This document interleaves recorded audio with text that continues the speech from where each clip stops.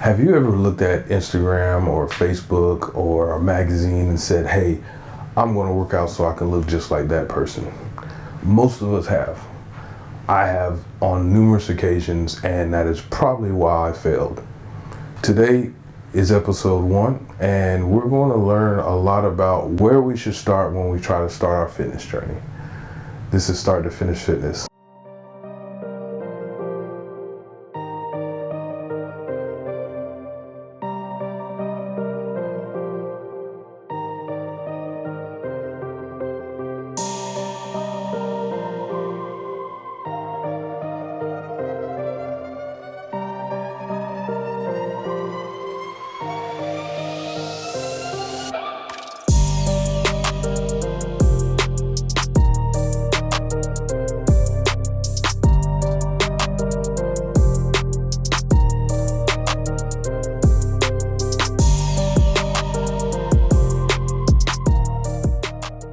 Hey, I'm Nolan, and this is Start to Finish Fitness. Day 1. So what do we need to do? How do we get to our goals? Do we just need to jump head first and go straight to the gym? No. I've learned that lesson the hard way, and usually what we tend to do is we go full on for the first 3 weeks and then we fall completely off. The best thing to do is start a plan. Write down some key points. I want to have 4 key points for you today that help me start off. And if you want to use them to kind of get you focused on your path, then feel free. I mean, that's why we're here, is to work out together. So, what I've definitely learned is trying to start your fitness journey based off of what someone else looks like is it's very detrimental to your reasoning why and your progress, because you're basing yourself off of someone else. Just take the time to think about it. I'm basing myself off of someone else. A lot of people out there are doing things because of someone else, and they'll tell you at the end of the day that, man, that I wasn't happy because I was trying to be someone else. I was chasing someone else's goals. It's hard out there when you're trying to do or be someone else. So what did I do? I did my key point, which is number 1, is I built off of myself. I am 38 years old, 5'10" on a good day. Usually I weigh between 245 and 250. Usually those weights vary, obviously, in the morning to at night. I recently got dunked, which is hydrostatic testing of body fat, and I came up to be 23% body fat. And that was probably about 2 months ago that I actually got dunked. So that's myself, that's me, that's where I'm starting. That is your baseline, your foundation. As much as I would like to look like, The Rock or Arnold Schwarzenegger, they're not built like I am. So, it's hard for me to say that I want to do what they did. Obviously, I might not even have the means to do what they do to get to where they're at. So what you need to do is build off yourself. Write down your measurements and your body fat and have a baseline. That is where you need to start. Then you go to your second key point. Determine your goal. Where do you want to be? Well, to me, I think you should start off with very small victories. So in the end, you may want to lose 30 to 40 pounds, or gain 30 to 40 pounds if you're trying to build muscle. But if you shoot for your end goal, it becomes a point where you actually start to break down, because you're setting your goals very high. You're going from the very beginning to the very end, and you're not focusing on the steps that get you there. And it's easier to fall off. A lot of people, when they go to the gym, or it's their New Year's resolution, they say, okay, I'm gonna lose 50 pounds. And they go in there with the mindset, I'm gonna lose 50 pounds. Well, at the end of month 1, they've only lost 3 to 6, and they're like, no, I'm not doing this anymore. And then they fall back into their old routine. But those 3 to 6 pounds or 3 to 6 pounds lost, those are 3 to 6 pounds towards your goal. So now that you know that you lost 3 to 6 pounds, then your next month goal should be, okay, well, let's see how much further I can go. Let's see if I can lose 6 more pounds, 8 more pounds. Next thing you know, you start tacking those numbers on and you actually get to the weight that you want to be. So small victories.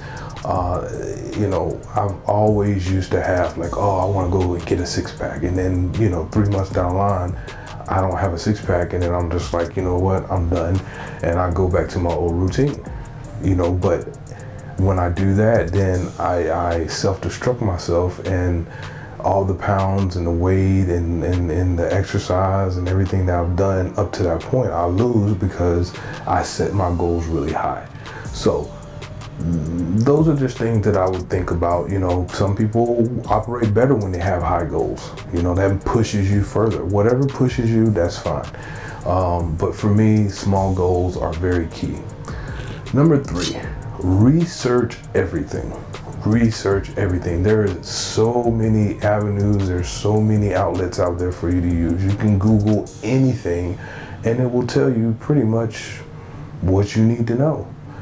So, don't just rely on one source. Don't rely on Instagram. Don't rely on Facebook alone. There's ebooks out there. There's, bodybuilding.com. There's a lifestyle website, all these different avenues that you can go and research and get an understanding of what you're trying to do and what you're trying to achieve in your fitness journey. When you're doing your goal, going back to, key point 2, when you're doing your goal, you also need to see like, what kind of body type are you? Are you an endomorph? Are you a mesomorph?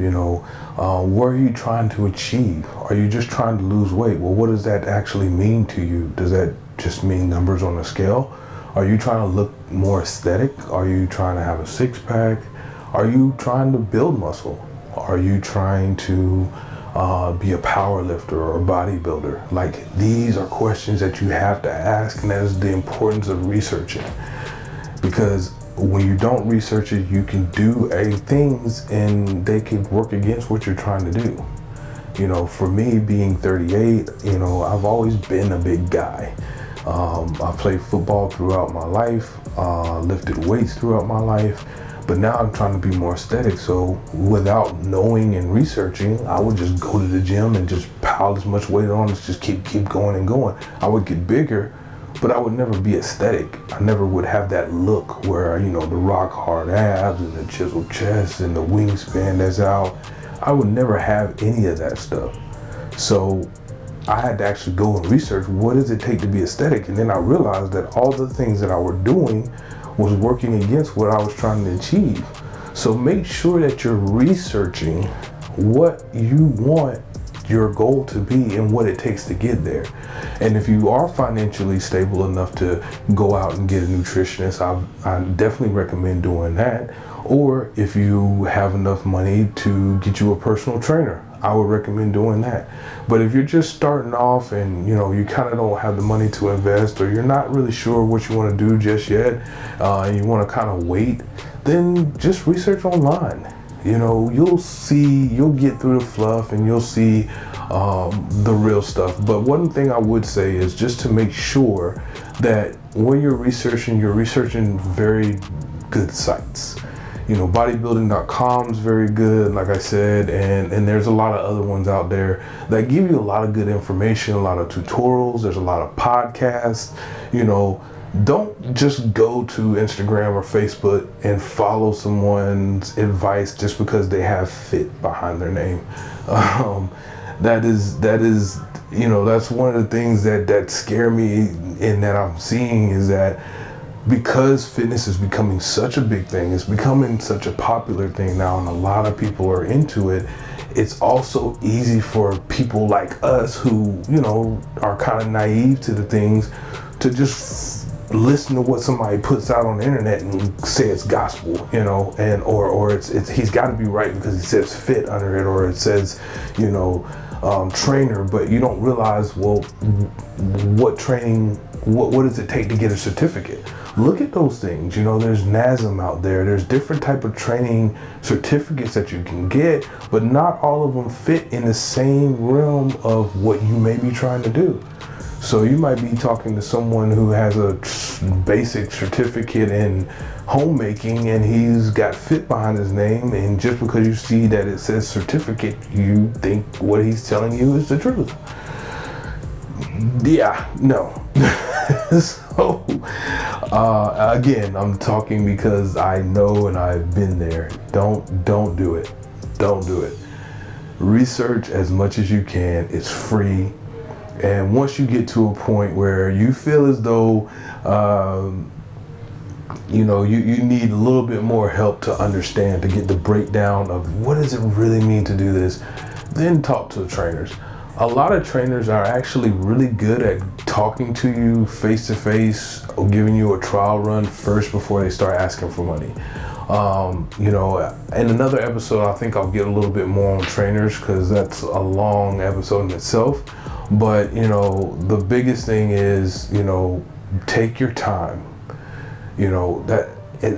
Take your time when it comes to your journey. I know, because 38 years later, I've rushed everything. I've done all the fad diets. I've done all the fad workouts. I've done all the, get rich quick schemes when it comes to fitness. And it just took me all of those disappointments to get to the point where I am now. So take your time. Don't rush it, because if you rush it, you're going to lose a lot of money. You're going to get really aggravated, and you may start off worse, or you might end up worse than where you started.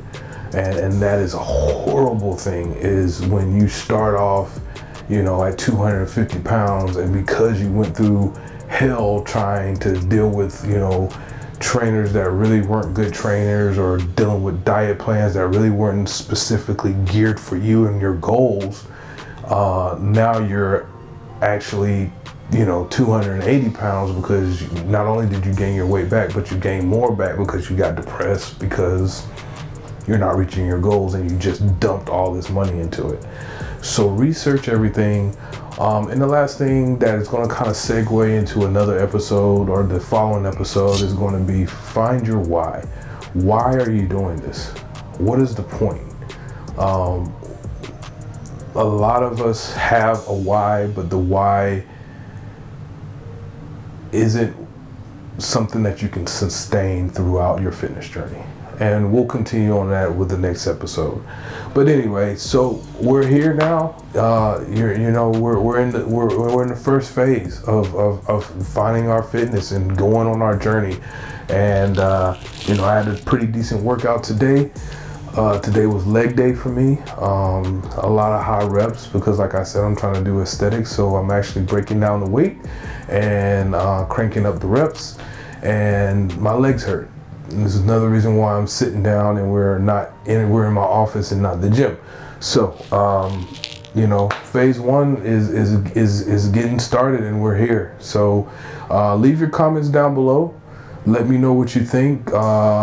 Like I said, with the dunking, I enjoy doing the dunking to find your baseline with the percentage for your body fat. There are many other avenues out there. Any of you guys who actually have tried some other avenues and you think it might be better or worse, leave it down there for us to see. I'm interested to see what is out there for us. So make sure that you subscribe to my page.